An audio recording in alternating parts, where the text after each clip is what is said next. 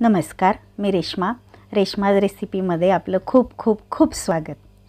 तर आपल्याला भाजीपोळी खाऊन दररोज कंटाळा आलेला असतो, तर काहीतरी वेगळं असं खावंसं वाटतं, चटपटीत वगैरे। तर तुम्ही पाहू शकताय की आज मी चकोल्या बनवलेल्या आहेत। अगदी लहानांपासून मोठ्यांपर्यंत म्हाताऱ्या माणसांना सुद्धा अगदी चावतील अशा मऊ लुसलुशीत अशा चकोल्या आपल्या तयार होतात, तुम्ही अगदी बघू शकताय। तर चला तर मग आपण आता चकोल्या कशा करायच्या तर ते पाहूया। तर प्रथम आपल्याला तुरीची डाळ लागेल। रोजच्या भाजीच्या वाटीच्या मापाने आपण तुरीची डाळ घ्यायची। 1 वाटी मी तुरीची डाळ घेतलेली आहे। तर ती आता आपल्याला कुकरला शिजवून घ्यायची। कुकरच्या भांड्यामध्ये ओतून आपण 2 ते 3 पाण्याने स्वच्छ धुवून कुकरला मऊ शिजवून घेऊया। तर कुकर होते तोपर्यंत आपण पीठ मळून घेऊया। 4 ते 5 चपात्या होतील असं पीठ घ्यायचं आहे। त्या मानाने आपल्याला त्या मापात थोडंसं अर्धा चमचा मीठ घालायचं आहे, थोडंसं पाणी घालते मी त्यामध्ये आणि 4 ते 5 चपात्या होतील एवढं पीठ घेतलं आहे। आणि आता आपल्याला जेवढं घट्ट मळता येईल तेवढं घट्ट थोडं थोडं पाणी घालून मळून घ्यायचं आहे। तर आता मी पीठ मळून घेते। तर आता आपलं पीठ मळून तयार झालेलं आहे, तुम्ही पाहू शकताय मी मळतीये। तर तुम्हाला म्हणजे दिसतच असेल की अगदी घट्ट गोळा आपला तयार झालेला आहे पिठाचा। तर त्यात आता आपण थोडंसं मी तेल घालते आणि तेल लावून छान मऊ करून घ्यायचा आहे पिठाचा गोळा। आणि आता आपल्याला 15 ते 20 मिनिट बाजूला झाकण ठेवून देऊया। तर तोपर्यंत आपली डाळ शिजून तयार झालेली आहे, अगदी मऊ अशी छान डाळ शिजलेली आहे। तर रवीने आता हटून घ्यायची। तर चांगली रवीने हटून घेतल्यानंतर आता आपल्याला वरणाला फोडणी द्यायची। तर एखादं पातेलं घ्यायचं आहे मोठं, तर मी तर कुकरमध्येच फोडणी देते। तर 3 तेलाचे चमचे तेल घातले मी, त्यात आता मोहरी घालायची। मोहरी चांगली तडतडली की त्यात जिरे घालायचे।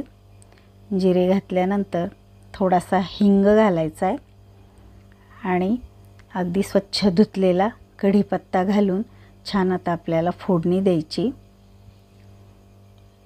नंतर त्यात आता आपल्याला अर्धा चमचा आलं लसणाची पेस्ट घालायची आणि चांगलं तेलामध्ये आपल्याला तळून घ्यायचं आहे।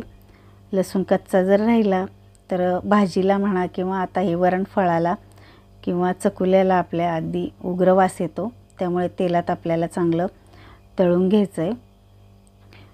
गोल्डन ब्राऊन रंगावर येईपर्यंत तळायचं आहे।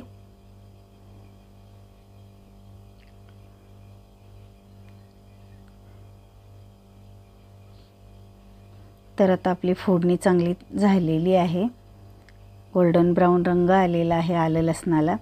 त्यात आता आपण मध्यम आकाराचा मी चिरलेला टोमॅटो त्यात टाकते, तोही त्यात मिक्स करून घेऊया।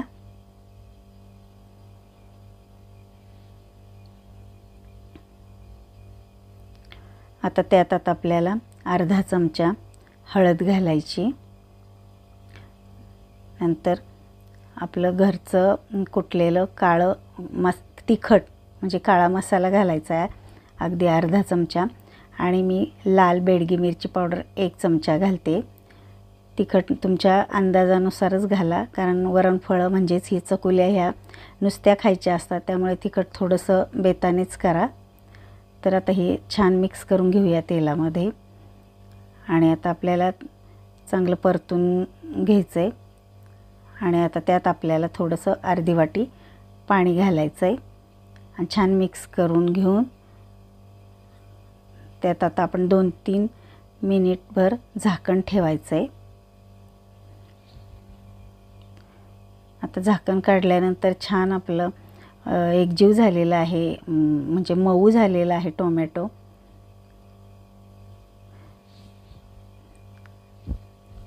त्यात आता आपण आमसूल घ्यायचं आहे, म्हणजेच कोकम। मी 2 मोठे मोठे आमसूलचे काप घेतलेले आहेत, तर त्याचे तुकडे केलेत मी छोटे छोटे। आता ते त्यात टाकायचे, म्हणजे ज्याला तुरीची डाळीचं ॲसिडिटी होते, पित्त होतं, ते होणार नाही।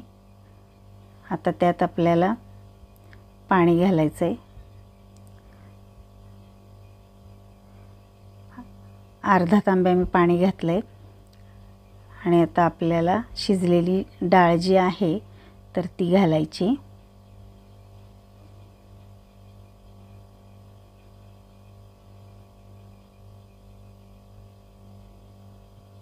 मिक्स करून घेऊया।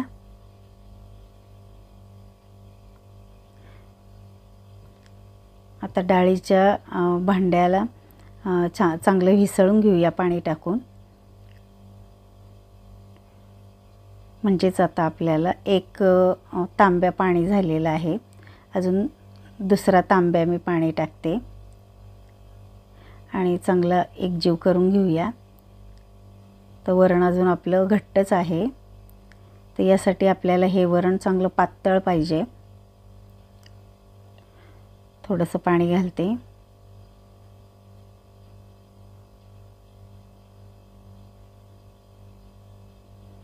तर आता आपलं वरण हे चांगलं पातळ झालेलं आहे।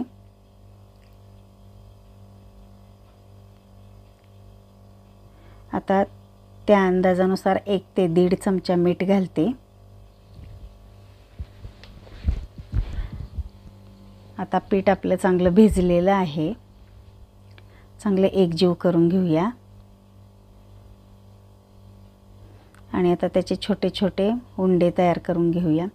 रोजच्या पोळी म्हणजे चपातीपेक्षा छोटे छोटे उंडे तयार करायचे, म्हणजे आपल्याला पातळ चपाती लाटायची। 4 चपात्या होतील असे उंडे आपण तयार करून घेऊया। 4 उंडे मी केलेले आहेत। उरलेला पिठाचा गोळा तसाच बाजूला ठेवला आहे, लागलंच तर तेही लाटायचं आहे। तर ह्या 4 चपात्याचे उंडे मी तयार करून घेते आणि आता आपण चपात्या लाटून घेऊया। तर पहिल्यांदा आपण एक उंडा गव्हाच्या पिठामध्ये बुडवून घ्यायचं आहे, पुन्हा पीठ लावायचं नाही, कारण आपले वरणफळं म्हणजे चकुल्या जास्त घट्ट होतील आणि पीठ घट्ट असल्यामुळे आपल्याला पुन्हा पीठ लावण्याची गरजही पडणार नाही। आणि अगदी जेवढं पातळ लाटता येईल एवढी चपाती पातळ लाटायची। तर माझा पोळपाट हा मोठा आहे, तर तेवढी पोळी मी म्हणजे चपाती लाटून घेणार आहे। जेवढी पातळ लाटता येईल तेवढी पातळ लाटायची, म्हणजे आपली चकुली ही पिठूळ लागणार नाही आणि शिजलीही चांगली जाईल। तर आता आपण चांगली पातळ चपाती लाटून घेऊया।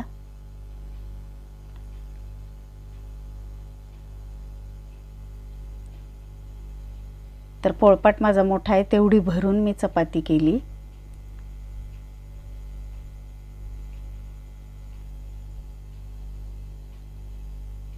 आणि आता तुम्ही पाहू शकताय किती पातळ आहे ती।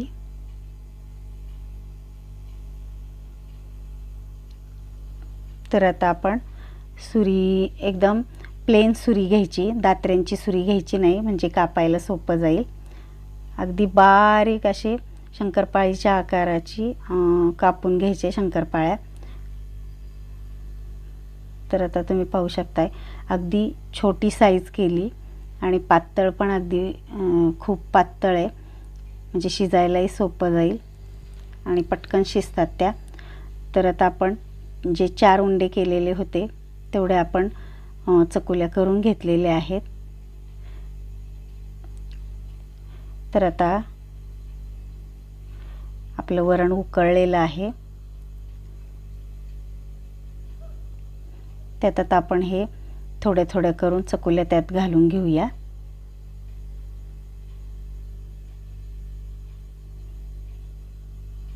वरणाला उकळी आल्याशिवाय चकुल्या त्यात टाकायच्या नाहीत, नाहीतर मग एकमेकांना चिकटून बसतील। तर आता छान उकळी आलेली आहे, तर आता आपण थोडा वेळ झाकण ठेवूया। आता झाकण काढून पाहू आणि थोडंसं हलवून घ्यायचंय।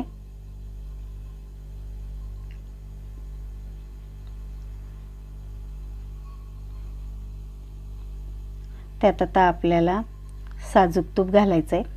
3 चमचे मी साजूक तूप टाकते, म्हणजे चकुल्याही छान लागतात, वासही मस्त येतो, चवीला अगदी छान होतात। आता एकजीव करून घेऊया।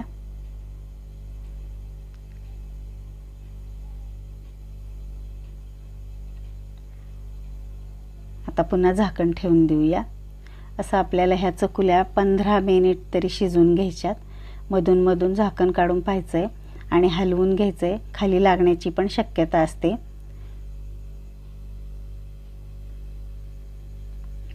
शिवाय मधून मधून घट्ट पातळ वरण पाहायचं आहे। तर हे मला वरण थोडंसं घट्ट वाटतंय म्हणून थोडं पाणी टाकलंय। असं सगळं मिळून जवळपास आपल्याला 2.5 ते पावणे 3 तांबे पाणी लागले। जसं जसं चकुल्या गार होतील तसं तसं घट्ट व्हायला सुरुवात होती।